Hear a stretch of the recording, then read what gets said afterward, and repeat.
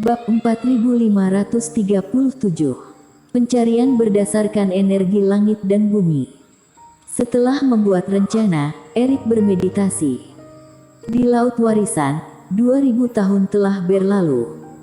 Selama 2000 tahun ini, kecemasan di hati Evan berangsur-angsur mereda seiring berjalannya waktu. Saat dia melepaskan diri dari segel sebelumnya, dia hanya ingin menelan warisan Dewa Bintang secepat mungkin, kemudian melarikan diri. Tetapi dengan ditangkapnya Kenny, dan dalam ratusan tahun ini tidak ada petunjuk apapun tentang Erik, Evan tiba-tiba sudah berpikir jernih. Aku sudah bertahan selama bertahun-tahun, ribuan tahun tidak berarti apa-apa. Kenapa aku yang harus cemas? Jadi, selain memeriksa jaring darah setiap hari dan memerintahkan gagak darah dan ikan darah untuk mencari ke segala arah, Evan lebih banyak berdiam diri. Di saat yang sama, menunggu kabar terobosan Toby.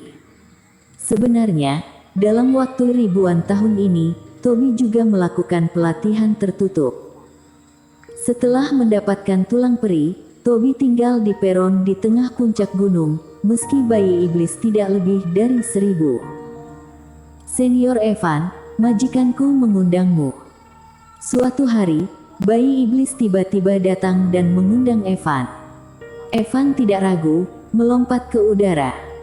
Tubuh Taoismu. Dan saat melihat Toby lagi setelah ratusan tahun, Evan cukup terkejut. Toby sebelumnya, energi iblis di seluruh tubuhnya telah dikendalikan secara ekstrim, seluruh tubuhnya seperti peri tanpa noda, dengan tulang-tulang dan sikap seorang peri. Namun saat ini, Toby sedang memancarkan energi iblis ke seluruh tubuhnya, seperti iblis paling menakutkan di dunia. Bahkan sebagai iblis langit, Evan tidak bisa menahan perasaan ingin menyembah. Namun, keinginan ini dengan cepat ditekan olehnya. Apa yang terjadi? Tidak seperti kerasukan iblis, karena hembusan nafas Toby terasa lebih kuat. Senior Evan, segel Raja Dewa Bintang ini benar-benar barang yang bagus. Dengan benda ini, aku tidak hanya memurnikan kemelekatan jiwa dan tulang peri, tetapi juga mengubahnya menjadi jiwa iblis dan tulang iblis.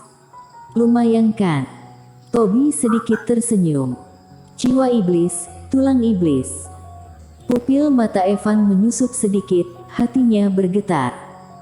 Entah itu pelatihan peri atau pelatihan iblis, kata pelatihan hanyalah sebuah proses, kata peri dan iblis adalah hasilnya.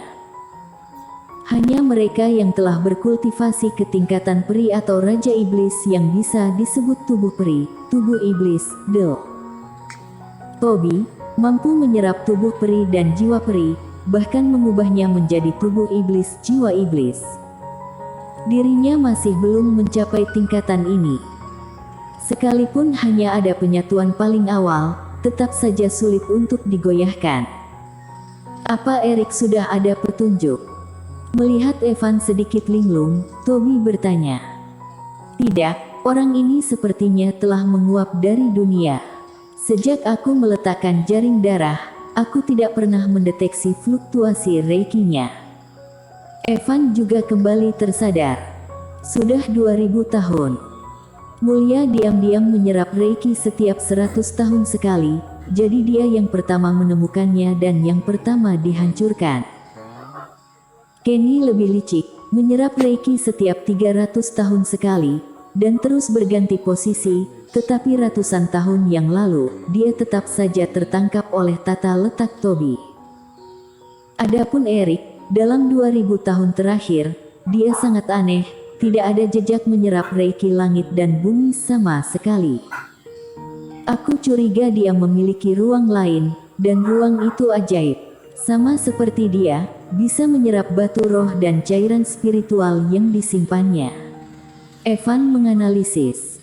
Kalau begitu, jaring darahku tidak berpengaruh padanya. Seorang kultivator memiliki sebuah ruang kecil, dia dapat menyerap reiki yang tersimpan di ruang tersebut, ini benar. Tapi ruang ini sendiri terhubung dengan dunia luar.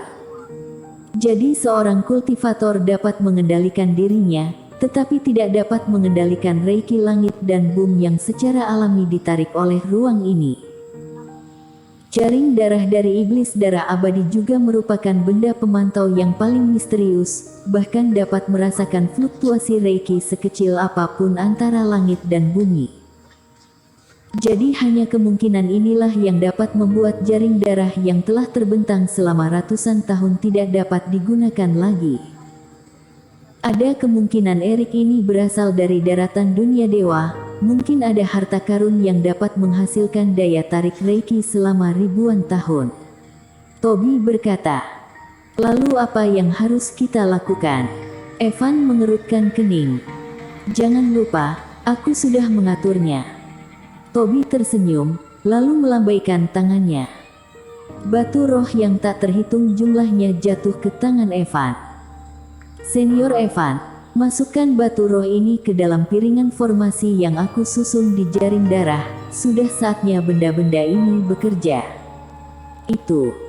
Evan sudah lama ingin tahu untuk apa kegunaan piringan formasi itu. Erik licik. Aku sudah menebak sejak awal dia bersembunyi. Dia mungkin tidak memiliki kontak dengan reiki langit dan bumi sama sekali. Toby tersenyum dingin. Namun, batu roh dan cairan spiritual dapat memberinya reiki. Kamu tahu di dunia ini tidak ada apapun yang bisa terus memberinya sumber energi. Maksudmu, dia tidak hanya bersembunyi dari kita, tapi juga mempraktikkan aturan langit dan bumi. Ekspresi Evan tergerak sedikit. Ya, berdasarkan apa yang aku ketahui tentang orang ini, sangat tidak mungkin bagi dia untuk memilih tinggal di sini hanya untuk menunda waktu aku. Aku membunuh begitu banyak temannya, dia pasti akan membunuhku. Jika dia ingin membunuhku, dia harus memahami jalan langit dan bumi. Toby menunjuk ke batu roh di tangan Evan. Piringan formasi yang aku siapkan akan mencatat perubahan energi langit dan bumi secara berkala. Selama 2000 tahun, piringan formasi ini sepenuhnya akrab dengan fluktuasi sumber energi ruang ini, asalkan kamu arahkan. Setelah itu, tidak peduli area mana yang berubah, pasti bisa terasa. Sama seperti sebelumnya, temukan dan bunuh, kamu dan aku bisa pergi. Dengan jaring darahku, ditambah susunan energi, anak ini pasti akan ketahuan. Mata Evan tiba-tiba berbinar. Tidak menyerap reiki langit dan bumi, juga tidak memahami Tao langit dan bumi. Mungkinkah Erik tinggal di sini menunggu mati? Kali ini, Erik pasti akan ketahuan. 100.000 monster ditambah 2 master 3 penurunan, Erik pasti mati. Aku akan mengaturnya sekarang. Dia mengepalkan telapak tangannya dengan kasar. Pedang tua, kamu bilang Erik memahami aturan langit dan bumi di sini, di luar tidak bisa merasakannya sama sekali. Kura-kura hijau dan roh pedang penyangkal iblis duduk di kedua sisi, tetapi kali ini bidak catur yang ditempatkan di tengah berbentuk persegi, diletakkan atas meja, menghadap ke arah mereka berdua. Sambil bermain, kura-kura hijau berkata, "Kura-kura tua, kamu sangat lucu, bagaimana mungkin tidak bisa merasakannya?" Papan putih, roh pedang penyangkal iblis dengan santai melemparkan bidak catur dan berkata dengan santai, "Reiki kultivasi memiliki sumber daya yang ditinggalkan oleh para kultivator saat itu, bisa ditransfer masuk kemari. Tetapi sumber energi langit dan bumi tidak dapat dihasilkan sesuka hati. Puluhan ribu tahun telah berlalu, temperamen keduanya berangsur-angsur berubah, menjadi damai dan harmonis, nama panggilan mereka juga berubah. Bahkan bermain catur pun, dari awal permainan sudah lebih seperti sebuah penyesuaian. Jika bisa merasakannya dari luar, dunia luar sudah ribuan tahun. Toby ini tidak dapat menemukan kita. Apakah dia akan berpikir untuk menggunakan hal ini untuk menemukan kita?" Kura-kura hijau merinding, suaranya meninggi. "Tentu saja pasti terpikirkan olehnya, tenanglah. Roh pedang penyangkal iblis berkata, "Kamu masih bisa duduk diam." Melihat penampakan roh pedang, kura-kura hijau menjadi semakin tidak tenang. Jika tempat persembunyian kita ditemukan, maka Erik harus bertarung. Apa yang ingin dipahami Erik belum selesai. Buah spiritual persik pipi belum berubah menjadi buah suci, jadi pertempuran pasti akan sangat tergesa-gesa. Bersambung.